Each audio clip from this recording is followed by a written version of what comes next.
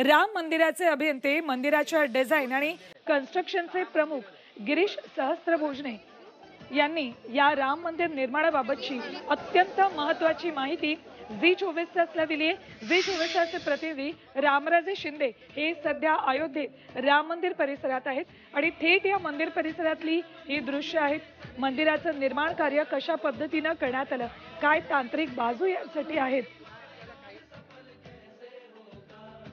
त्याबाबतचीच माहिती देत आहेत अभियंता गिरीश सहस्त्रभोजने।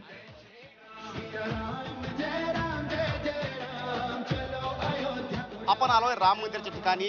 गिरीश सहस्त्रभोजने जी आपल्या सोबत आहेत आणि डिझाईन आणि कन्स्ट्रक्शनचे हे प्रमुख आहेत। एक मराठी माणसाकडे ही संपूर्ण धुरा होती आणि अगोदर मी दाखवतो की आमच्या कॅमेरामॅनला सांगतो की हे संपूर्ण राम मंदिर त्यांनी दाखवावं। हे भव्य असं राम मंदिर बनतोय। आपण पाहतोय की क्रेन किती अमृत नोनी आर्थो प्लस, ये एक प्रूवन फॉर्मूला है। इसमें मौजूद नोनी फल के गुण और आयुर्वेदिक जड़ी बूटियां शरीर को जरूरी पोषक तत्व देने के साथ साथ हड्डियों और जोड़ों के घिसने, उनमें होने वाले सूजन और दर्द को रोकने में मदद करता है। दर्द मुक्त जीवन के लिए अमृत नोनी ऑर्थो प्लस। मोठे आहेत आणि भव्य अशा प्रकारचं हे राम मंदिर आहे। वैशिष्ट्य काय आहे या राम मंदिराचं वैशिष्ट्य काय? जय श्रीराम। या मंदिराची अनेक वैशिष्ट्ये आहेत।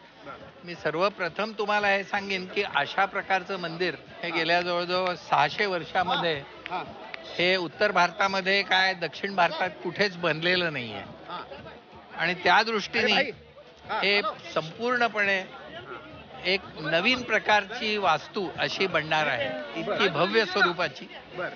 यामध्ये वापरला हा पहिली गोष्ट झाली। दुसरी गोष्ट ही आहे की ह्याच्यामध्ये जे मटेरियल ऑफ कन्स्ट्रक्शन वापरलेलं आहे ते सुद्धा सध्याच्या काळामध्ये जे वापरले जात आहे ते सिमेंट, कॉन्क्रीट, लोखंड याच्या व्यतिरिक्त याचा काहीही वापर न करता निव्वळ दगडामध्ये याची कन्स्ट्रक्शन केलेली आहे।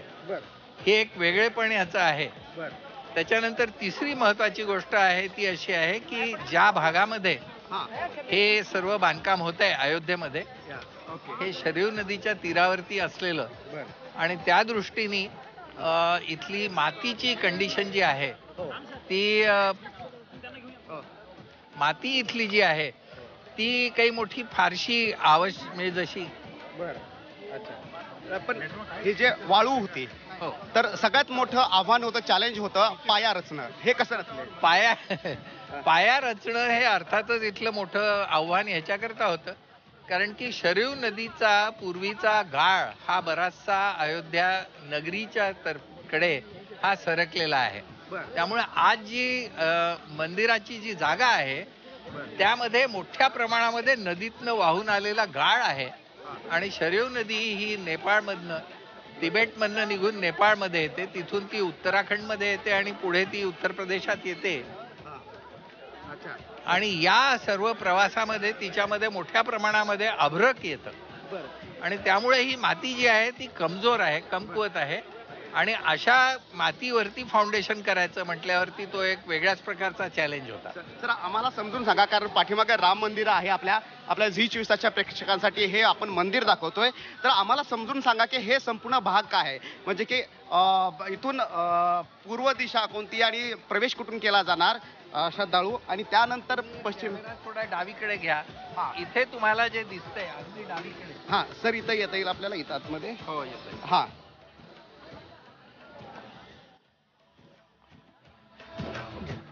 डावीकडे, आपल्या डावीकडे आपण बघा आणि डावीकडे बघा। हो, ही जी वास्तू डावीकडे दिसते हो, ही परकोट्यामधलं प्रवेशद्वार आहे। ओके, आणि आपल्या डाव्या बाजूला पूर्व बाजू आहे, ही पूर्व दिशा आहे। ओके, पूर्व दिशेकडनं आपण या परकोट्यामधल्या प्रवेशामधनं, परकोट्याचं हे मुख्य प्रवेश आहे जिथे आता सध्या घुमटाचं काम वर सुरू दिसतंय तुम्हाला, ती क्रेन जी दिसते आणि घुमट दिसतोय, हे तिथे त्याच्या खालून प्रवेश तुम्हाला ग्राउंड फ्लोअर लेवल वरती मिळणार आहे।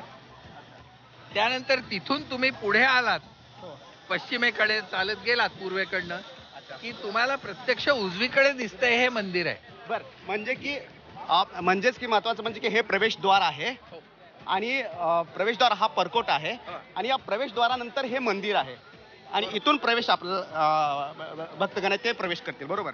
बरोबर। मी हे अगोदर जे तुम्हाला सांगितलं हे परकोटा म्हणजे प्रदक्षिणा मार्ग आणि या प्रदक्षिणा मार्गानंतर तुम्हाला चालत यायचंय आणि तुम्हाला इथे दूर काही पायऱ्या दिसतील. असा तिरपा जो भाग दिसतो आहे, हा जो खालचा भाग दिसतोय तो. खालचा जो भाग आहे हा पूर्वेकडला मंदिराचा प्रवेशाच्या पायऱ्या इथे आहेत.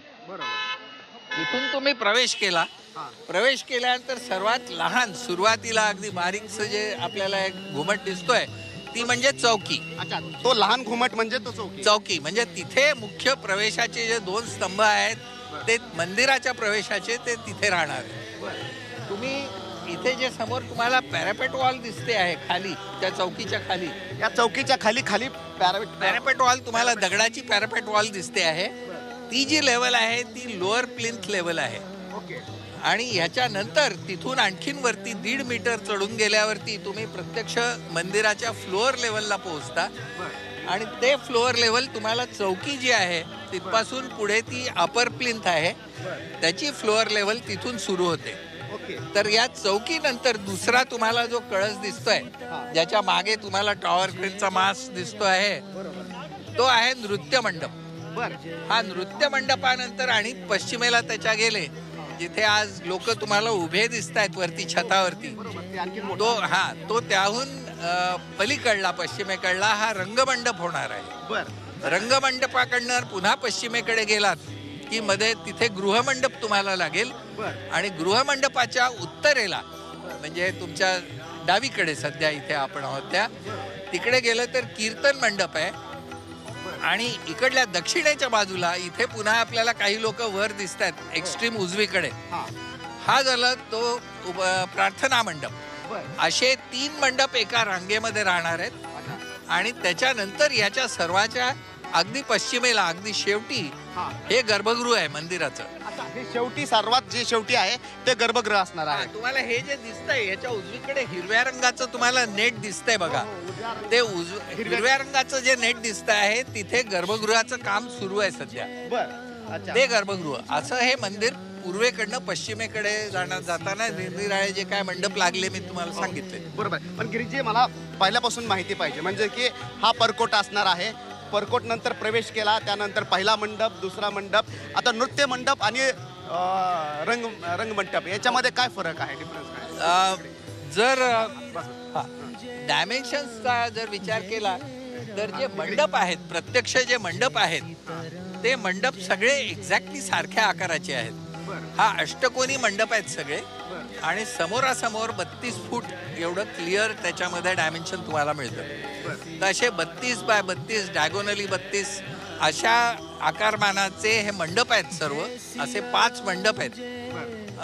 या मंडपांचं हे जुन्या ज्या वास्तूच्या शास्त्रानुसार यांना वेगळी वेगळी नावं आहेत. आणि यातलं पहिलं जे आहे ते नृत्य मंडप आहे. त्या ठिकाणी नृत्य सेवा परमेश्वराची जी आहे ती करण्याची अशी जुनी प्रथा आहे म्हणून त्याला नृत्य मंडप हे नाव आहे.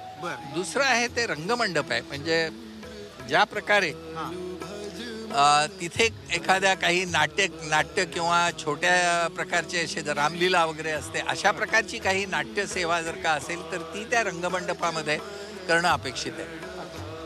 पण हे त्यानंतर मग आता हे संपूर्ण मंदिराचा हा पूर्ण झाला, हा पूर्ण मंदिराचा भाग आहे. गर्भस्थळ जे आहे ते कसं असणार आहे? गर्भगृह जे आहे ते सर्वात पश्चिमेला असलेलं ते पूर्णपणे आतून पांढऱ्या रंगाच्या संगमरवराचं बनलेलं आहे. आणि ह्याच्यामध्ये पूर्ण मंदिरामध्ये पांढऱ्या रंगाची मार्बलचीच फरशी आहे.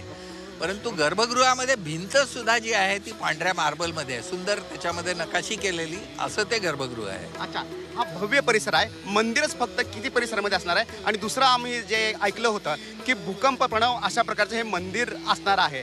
तर भूकंपाची तीव्रता जी आहे ती कमी करण्यासाठी मंदिराची रचना कशी करण्यात आलेली आहे? बघा, भूकंपाची तीव्रता कमी माणूस करूच शकत नाही. भूकंप जो ज्या तीव्रतेचा येणार आहे त्यावरती इलाज म्हणून आपल्याला जे काय आपल्या इमारतीच्या बांधकामामध्ये डिझाईनमध्ये जे काय आहे त्याचं प्रावधान करावं लागतं ते करणं आपल्या हातचं असतं. भूकंप जो यायचा आहे तो येतोच आणि असंख्य भूकंप असे येत असतात. तुम्हाला हे सांगितलं तर आश्चर्य वाटेल, दरवर्षी सुमारे हिमालयामध्ये छोटे मोठे मिळून 200-250 भूकंप येतात. आणि त्यामुळे याच्यावरती मार्ग हाच आहे की त्या भूकंपांची जी काय तीव्रता आहे अंदाजे त्यापेक्षा हायर स्ट्रेंथचं असं हे मंदिर बांधायचं. बरं. तर सर्वांसाठी महत्त्वाचा मुद्दा आहे की जी परिक्रमा असणार आहे किंवा जो परकोट असणार आहे आणि इथे 7 मंदिरं जी असणार आहेत ती कोणकोणत्या दिशेला आहेत आपल्या झी24च्या प्रेक्षकासाठी सांगा, कारण तुम्ही ही संपूर्ण रचना केलेली आहे. हे बघा, ही 7 मंदिरं जी आहेत ना, तुम्ही म्हणता आहात ती वेगळी आहेत, परंतु परकोटा जे आहे त्या परकोटामध्ये 6 मंदिरं आहेत. तर या परकोटा हा आयताकार आहे, रेक्टँग्युलर, आणि याच्या 4ही कॉर्नर्सला 4 मंदिरं आहेत आणि मध्ये आणखीन 2 मंदिरं आहेत. अशी ही 6 मंदिरं झाली. परंतु 7 मंदिरं तुम्ही जे म्हटले ती आणि याच्या पूर्ण दक्षिण दिशेला आहेत आणि ती तुम्हाला कुबेर टिल्याच्याकडे जाताना, म्हणजे दक्षिणेच्या पायऱ्या तुम्ही खाली उतरलात की तिथून तुम्ही कुबेर टिल्याकडे जाताना 7 अशी वेगळी मंदिरं तिथे आहेत, ती लागतील. अच्छा, ही मंदिरं जी आहेत ती कोणाची मंदिरं आहेत? म्हणजे यामध्ये श्रीरामाच्या आयुष्यामध्ये असलेली अशी जी काय महत्वाची ऋषीमुनी आहेत त्यांच्यापैकी विश्वामित्र ऋषी आहेत, अगस्त्य ऋषी आहेत, भारद्वाज ऋषी आहेत, त्याच्यानंतर मग इथे निषादराज आहे, त्यांचं एक मंदिर आहे, शबरीचं आहे, वसिष्ठ आहे, अशी 7 मंडळी आहेत सर्व, त्यांची ही मंदिरं आहेत.